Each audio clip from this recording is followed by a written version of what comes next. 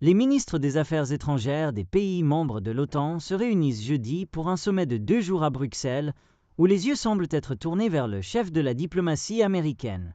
Lorsque Marco Rubio a d'abord reçu le rôle dans la nouvelle administration du président Donald Trump, la plupart des Européens se sont réjouis, car il était perçu comme un fervent transatlantiste, rappelle REL. Mais maintenant, selon les diplomates, il y a une sorte de nervosité au sein de l'Alliance. Alors que certains disent « il nous comprend encore, nous et l'Alliance », ils se demandent quel impact il a réellement au sein du gouvernement américain et ce que cela signifie lorsqu'il s'agit de l'Ukraine, de la Russie et de la Chine. Tout comme Pete Hegseth lors du sommet des ministres de la Défense en février, Rubio insistera sur le message selon lequel les alliés européens doivent augmenter leurs dépenses de défense et avoir une part équitable en ce qui concerne le partage du fardeau. Les alliés espèrent à nouveau que les États-Unis reconfirmeront leur engagement envers l'OTAN et l'article 5 du traité qui concerne la défense mutuelle.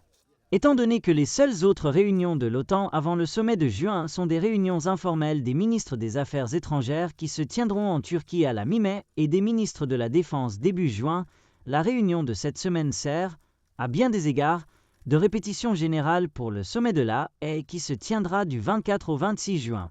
L'objectif de cette réunion est clair. Maintenir l'Alliance unie en augmentant considérablement les dépenses de défense.